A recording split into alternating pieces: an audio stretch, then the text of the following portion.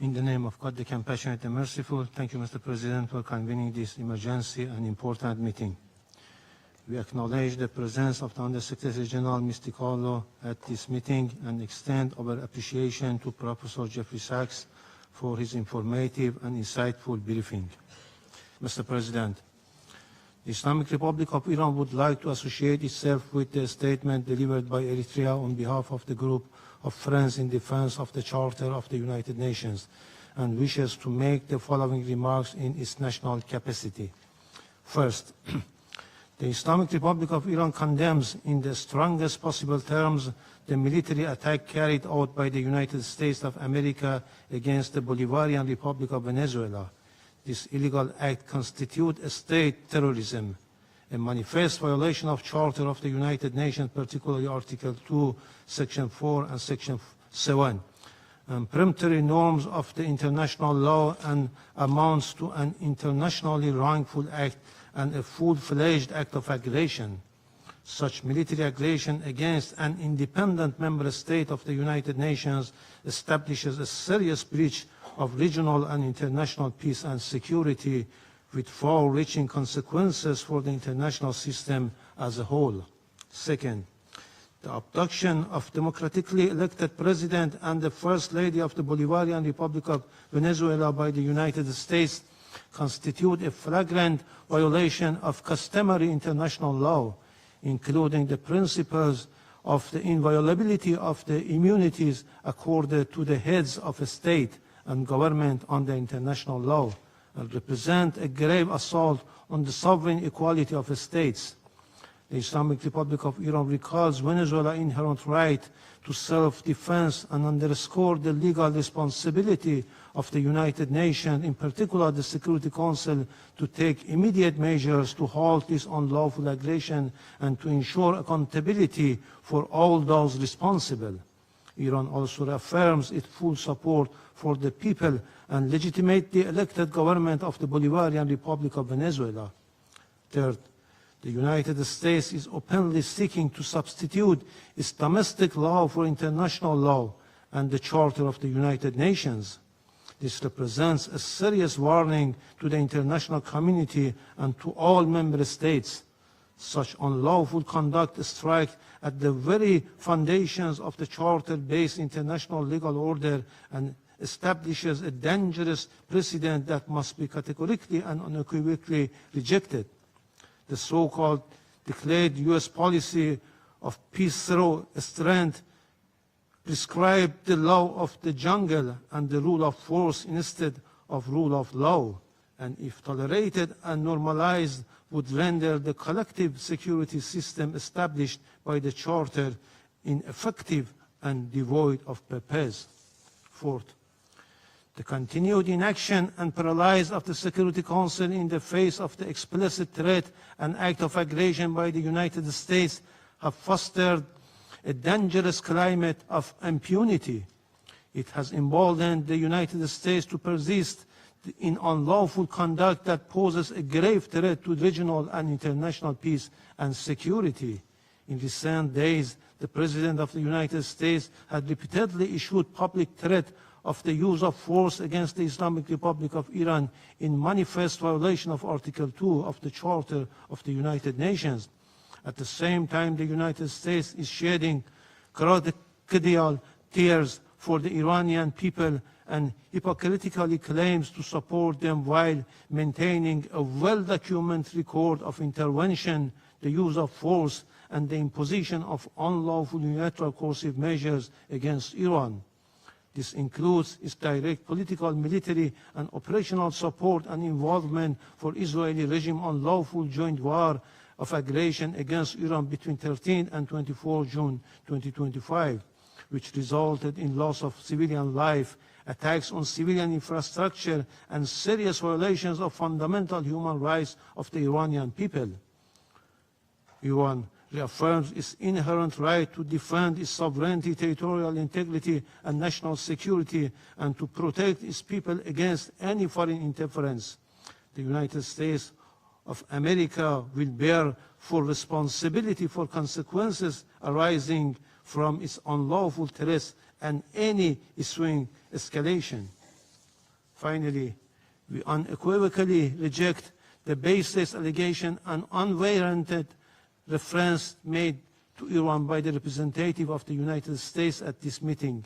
The facts on the ground are clear, speak loudly for themselves, and cannot be concealed by political rhetoric or manufactured narrative. I thank you. We wish to congratulate the Federal Republic of Somalia for assuming the rotating presidency of the United Nations Security Council for the month of January, and wish you and your delegation all the best in the execution of your responsibilities. We also wish to thank you for convening this debate and affording all UN member states to participate, because the situation in Venezuela concerns all UN member states, given its implications for the credibility of the UN Charter and international law. Mr. President, integral to the maintenance of international peace and security since the establishment of the United Nations is the understanding that no nation can claim to be legally or morally superior to another. We are all nations born out of different histories and contexts, ascribing to the common values and principles enshrined in the Charter of the United Nations. Chief amongst these principles is the sovereign equality of all its members. By signing the Charter, we have all committed to settle our international disputes by peaceful means in such a manner that international peace, security, and justice are not endangered. We have also committed to refrain in our foreign relations from the threat or use of force against the territorial integrity or political independence of any state, or in any other manner inconsistent with the purposes and principles of the United Nations. The International Court of Justice has also previously affirmed that international law prohibits the use of force and intervention in another state's affairs. Due to the shortcomings of its predecessor, the League of Nations, the UN was created to prevent countries from resorting to conflict, to settle disputes and prohibit the use of force unless it is done in a legally prescribed manner. In doing so, the UN has played a pivotal role in ensuring peaceful existence amongst nations, including in ending the colonial subjugation by powerful countries over others, underpinned by respect for the equal rights of nations, large and small, and respect for the principle of equal rights and self-determination of peoples.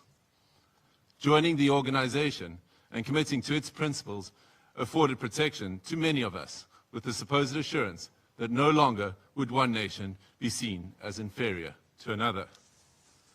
Unfortunately, when countries ignore the Charter and act contrary to its central premise, it undermines the credibility of the entire system in which we all undertake our international relations. The stability of the international system depends not only on the respect, but on the consistent application of these established legal norms. We all benefit from a rules-based international order based on international law. When we break those norms, we invite anarchy and an environment where might makes right, ignoring the complexity of interrelations and interdependence in our modern world. Mr. President, the unilateral military strikes carried out by the United States of America against Venezuela and the abduction of President Nicolas Maduro and his spouse from Venezuelan territory for transfer to the United States wantonly violates the sovereignty and territorial integrity and independence of Venezuela. These actions are also in stark contrast to our established legal norms, reinforcing the belief that might is right and undermining diplomacy. History has repeatedly demonstrated that military invasions against sovereign states yield only instability and deepen crises. Unlawful unilateral force of this nature undermines the stability of the international order and the principle of equality among nations. Such use of force also undermines the institutional infrastructure established to regulate relations among nations. We have seen examples of these in Libya, Iraq, and countless cases in Africa, where foreign interventions and interference create security crises and undermine national governance institutions cultivated through nuanced and complex national contexts. South Africa stresses that allegations of internal governance challenges, human rights concerns, or acts of criminality by a head of state cannot justify a breach of the Charter's prohibition on the use of force, particularly Article 2.4 of the Charter. The peaceful resolution of disputes and internal matters must proceed in accordance with international law and through multilateral mechanisms. Additionally, under international law, a state has exclusive jurisdiction over persons and conduct within its own territory. Any enforcement of domestic law, including arrest by one state within the territory of another state without the state's consent, is an unlawful violation of sovereignty. There are recourse mechanisms at the disposal of states to implement international law. This includes taking action by bringing a case before the International Court of Justice or seeking action from the Security Council. We note the statement issued by a group of concerned countries, mainly those in the Latin American region, most affected by the developments in Venezuela, which reiterates that the situation in Venezuela must be resolved exclusively through peaceful means, through dialogue, negotiation, and respect for the will of the Venezuelan people in all its expressions, without external interference and in accordance with international law. Mr. President, each one of our countries, including our peoples, that are members of this organization and that are bound to its charters, have the right to determine our own democratic and political path. This inherent charter-given right to self-determination cannot and should not be abrogated. If we do not stand up for the sovereign rights of any nations or states when they are undermined and wantonly violated, then which one of us are safe or are guaranteed protection by the principles of the Charter and international law?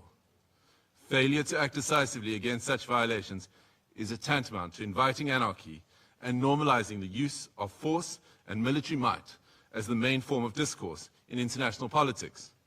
This would be a regression into a world preceding the United Nations, a world that gave us two brutal world wars, and an international system prone to severe structural instability and lawlessness.